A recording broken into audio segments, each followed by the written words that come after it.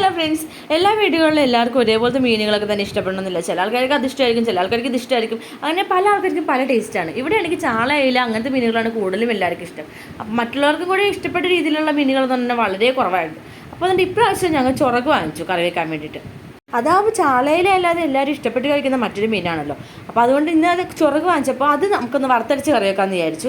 തിളപ്പിക്കലും കറിവേക്കലൊക്കെ മാറ്റി മുളകിട്ട് വെക്കും, അങ്ങനെ പല രീതിയിലും വെക്കാം. ഇപ്പം നമ്മൾ വറുത്തരച്ച് വെക്കാമെന്ന് വിചാരിച്ചു. അങ്ങനെ തേങ്ങക്കാ ചിരണ്ടി അതൊക്കെ വറുത്തെടുത്ത് പൊടികളെല്ലാം കൂടി ഇട്ട് നല്ലോണം മൂപ്പിച്ചൊക്കെ എടുത്ത് അമ്മ അതൊക്കെ നല്ലോണം അരച്ചെടുത്തു.